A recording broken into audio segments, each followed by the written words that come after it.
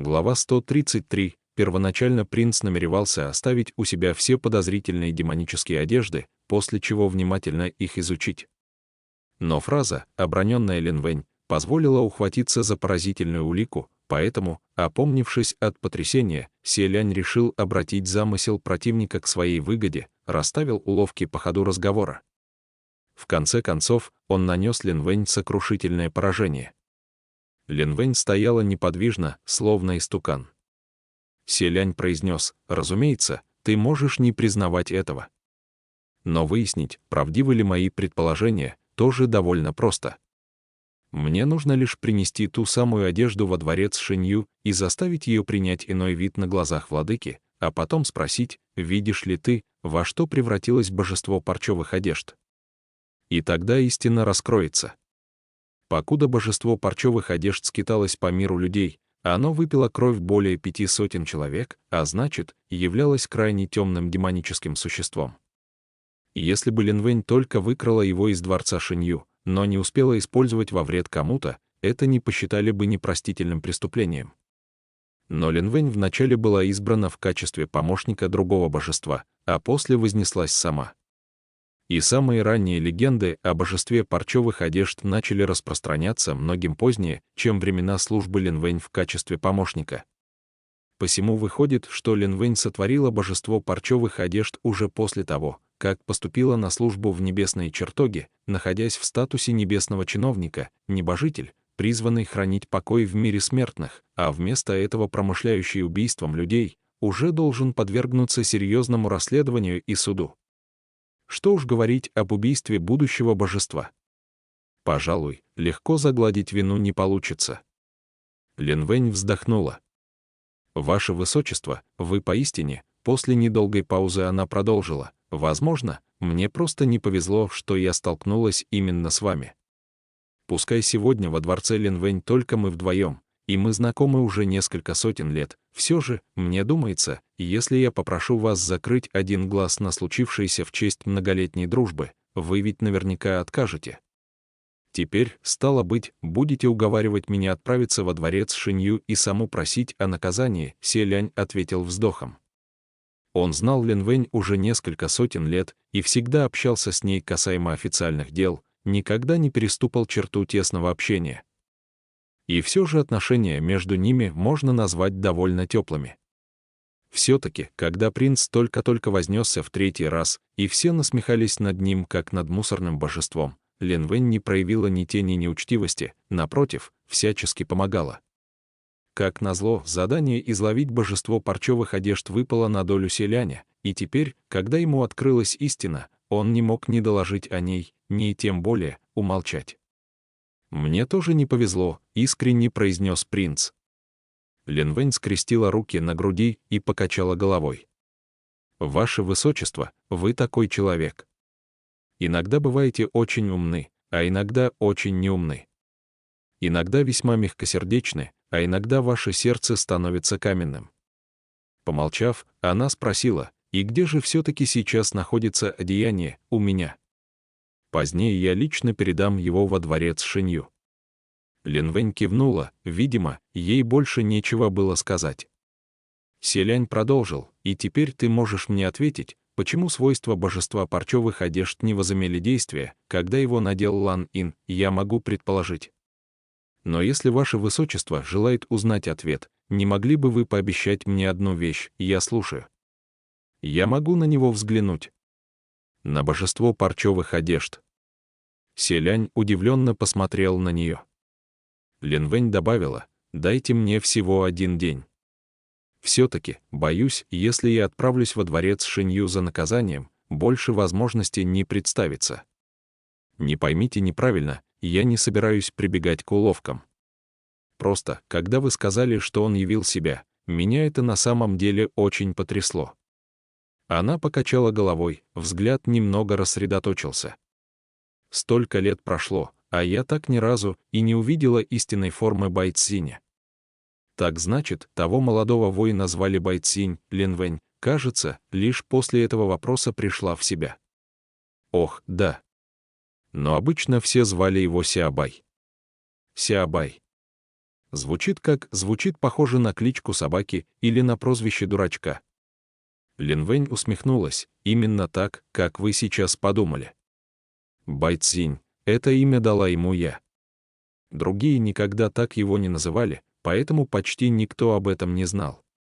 Впрочем, если вы так к нему обратитесь, он очень обрадуется.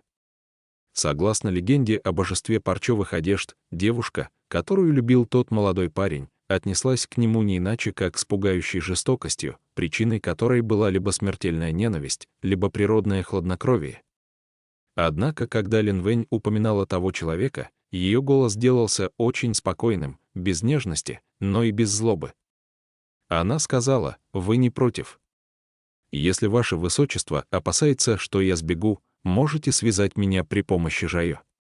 Я ведь не бог войны, убежать у меня не получится». По неизвестной причине Селяню показалось, что ей можно верить.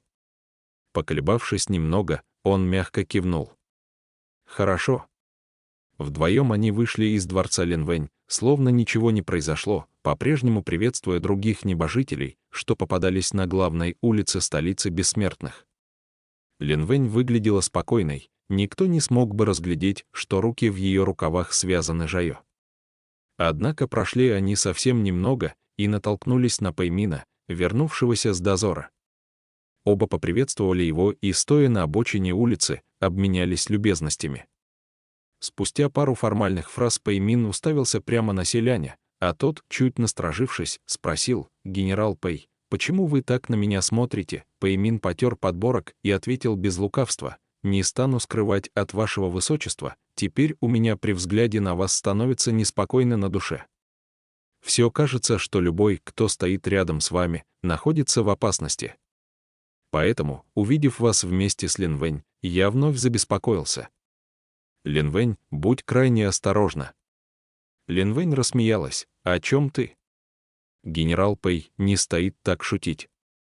Селянь же не знал, как ему на это реагировать.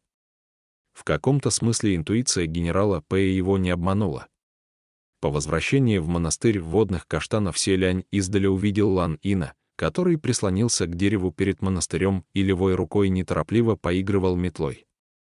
Золотистые листья, сметенные в кучу, лежали у его ног. Селянь некоторое время смотрел на него, прищурившись, затем намеренно стал топать громче. Лан Ин не обернулся, но наверняка ощутил их присутствие, весьма естественно сменил позу и продолжил мести землю. Затем развернулся и притворился, что только теперь увидел Селяня и Лин Вэнь. Они медленно приблизились к монастырю, и Селянь сказал: «Опять подметаешь листья?» Лан Ин кивнул.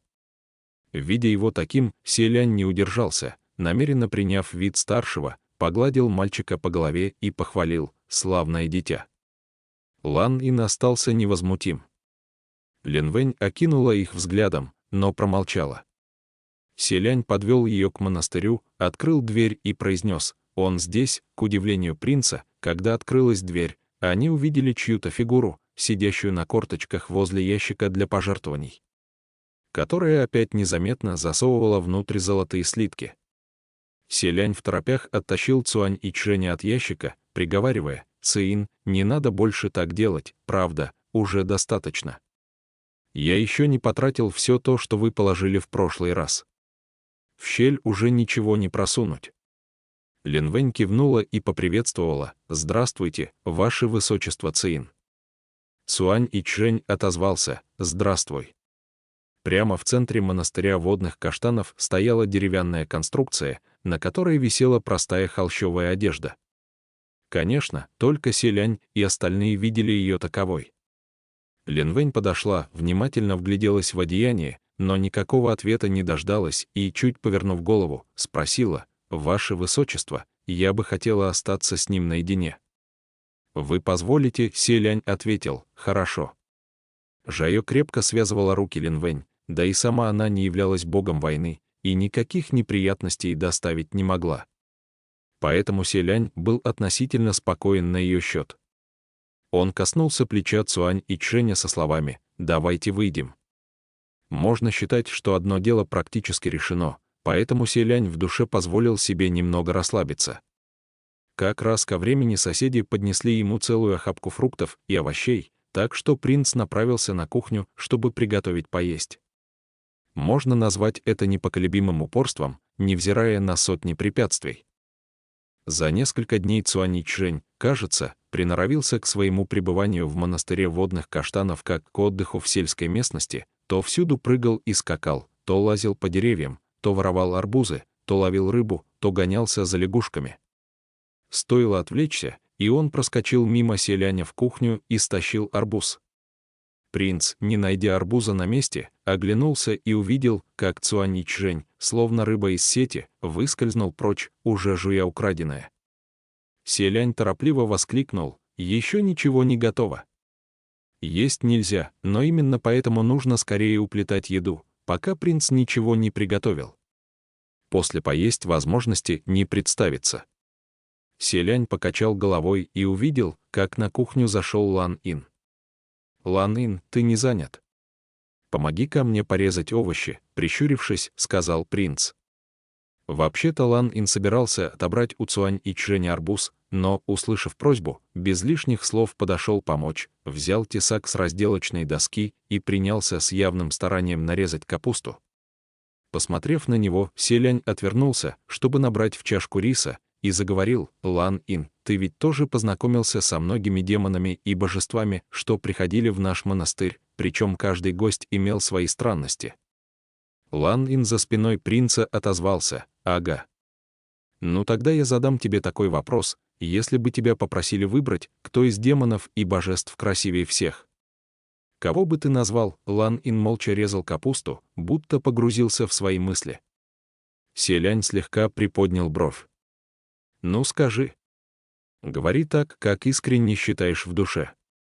Поэтому Лан Ин ответил: «Ты». Селянь заулыбался. «А кроме меня тот, что в красных одеждах». Селянь так старательно сдерживал смех, что едва не нанес себе внутреннее повреждение от натуги. Он серьезно сказал: я тоже так считаю». Помолчав, Селянь спросил: «А как тебе кажется, который сильнее всех?» Лан Ин вновь ответил: «Тот, что в красных одеждах».